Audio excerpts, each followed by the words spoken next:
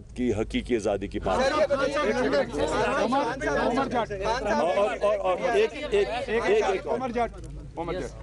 चलो पहले जिन अदालतों ने रात को 12 बजे इस डर से अदालतें खोली कि आप कोई आइन की खिलाफ वर्जी करने जा रहे हैं, जिन अदालतों ने 68A की आपकी पिटीशन जो है उसको ईद के बाद डेफर किया और हमजा शहबाज की जो बतौर वज़ीर आला बनने की पिटीशन थी उसको फौरी तौर पर निपटाया, उन अदालतों से आप दोबारा जुडिशल इंक्वायरी की दरख्वास्त कर रहे हैं, तो क्या उनके फैसलों को आप मानेंगे? अच्छा, मैं एक और चीज़ बता दूं कि 27वीं रात को इंशाअल्लाह हम शब दुआ कर रहे हैं। उस रात को हम सब दुआ करेंगे, सारे हमारे जिधर भी, मैं पाकिस्तानियों को कह रहा हूँ, मैं सिर्फ अपनी पार्टी को नहीं, लोगों को कह रहा, और इसलिए हम करेंगे कि ये हकीकी आज़ादी की जो हमारी मार्च है इसको अल्लाह कामयाब करे। मैं जो आपका सवाल है, देखिए हमें अपनी अदालतों को और अपनी अदलिया को मजबूत करना चाहिए, हमें इनके अंदर कॉन्फिडेंस रखना चाहिए।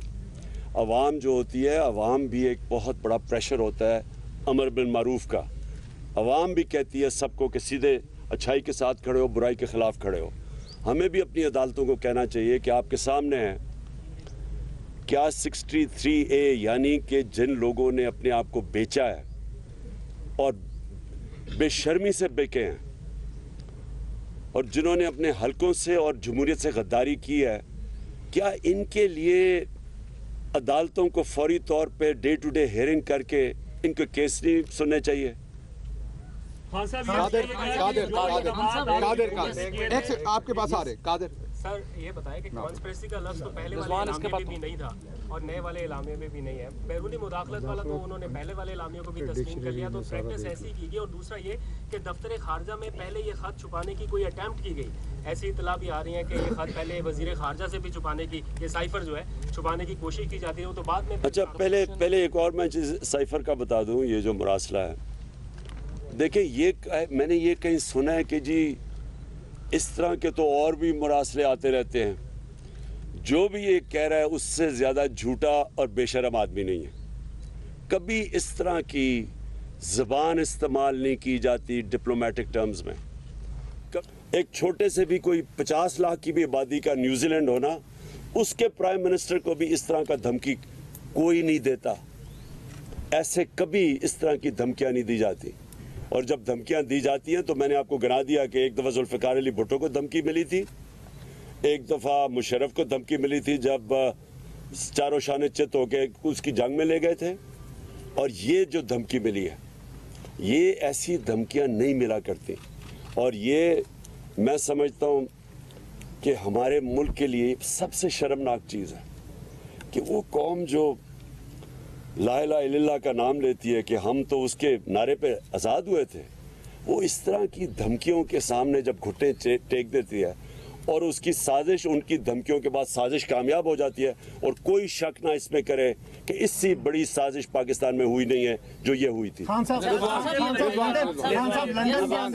लंदन में नया पाकिस्तान सर 2 दिन से मुलाकातों का सिलसिला जारी है, इस पर जरा कमेंट करें सर। बस मैं यही कह रहा हूँ कि देखे ना, जब आपके अंदर कोई शर्म ही नहीं होती कि पहले आप 20 साल लोगों को कहते हैं कि जरदारी कहता था वो नवाज शरीफ करप्ट है, वो कहता था वो करप्ट है, पेट फाड़ के पैसे निकालने थे और वो इनकी तकरीरें सुनने पहले, और कोई शर्म ही नहीं है। बस असल में ये बात नहीं है, ये लोगों को भेड़ बकरियां समझते हैं, इनको कोई शर्म ही नहीं आती कि इतने यानी आप किसी को चोरी का कह के और इतने बड़े और उनके साथ फिर बैठे और गवर्नमेंट भी बना लें, बंदर बांट भी कर लें, और फिर स्वाय इनके ख़ानदान के नज़र ही किसी को ना आए, सारे ख़ानदानी ऊपर आके बैठ गए। यानी इनके अलावा कोई किसी में इनकी पार्टीज़ में अकल नहीं है, ऊपर आके ये बैठ जाते हैं, वहाँ बाप इधर बैठ गया, बेटा उधर तैयारियाँ क्या आ रहा है। यानी और कोई नून लीग को 35 सालों में नहीं मिला सिवाय ये बाप बेटे के, और दोनों के अंदर दोनों जमानती, दोनों जमानत के ऊपर है, 40 अरब के दोनों के मिला के केसेस है, तो कोई इनको नहीं मिलता। और उसी तरह दूसरी तरफ चले जाएं, वो उसको बेटे को छोड़ा हुआ है, वो बस वो उर्दू अंग्रेज़ी में इकट्ठी बोलता है, उसको कोई आज तक पता ही नहीं है कि मैं ये कर दूंगा, मैं लात मार के गिरा दूंगा।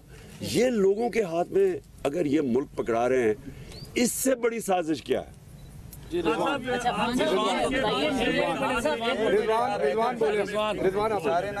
आपकी हुकूमत के बहुत सारे ऐसे इकदाम थे जो मौजूदा हुकूमत रिवर्स करने जा रही है, उसमें ओवरसीज पाकिस्तानियों का वोट, EVM मशीन। अब जब हुकूमत में वो बैठे हैं, उनके पास पार्लियामेंट में कानून साजी का भी इख्तियार है, फिर आगे ये भी कहा जा रहा है कि शायद कुछ सीटों पर वो ज़िमनी इलेक्शंस करके वो इस तरह के भी चीज़ें करें। तो इस सारी सूरत हाल में आपका लायामल क्या होगा कि वो ऐसे इकदाम जो आपकी हुकूमत ने किए थे उनको रिवर्स ना किया जाए? सर इसमें इलेक्शन कमीशन की जानिब से आपकी पार्टी को के खिलाफ जो फॉरेन फंडिंग केस है उसमें और बिलखसूस आपके ऊपर कोशिश करें नाअहली के हवाले से, क्या कहिएगा? Thank you sir. देखिए, मैं आखिरी जवाब देता हूं क्योंकि मैं चाहता हूं कि आप मुरासले को सामने रखें। साजिश साबित हो गई है। पहले कह रहे थे, शहबाज शरीफ ने कहा था कि जी अगर मुरासला सही निकलेगा तो वो मेरे साथ आ जाएगा। खुदा के वास्ते मेरे पास ना आना, तुम्हारे तरह के चोर को मैं अपने साथ नहीं रख सकता। लेकिन कम का माफ़ी तो मांगो मेरे से कि कह रहे थे मैं ठीक नहीं कह रहा। अब तो क्लियर हो गया ना कि वो जेन्युइन है, और जो आका जिनके सामने आप बूट पॉलिश करने के माहिर हैं, अब तो साबित हो गया ना कि उन्होंने ही भेजा था। इसलिए एक मिनट ठहर जा।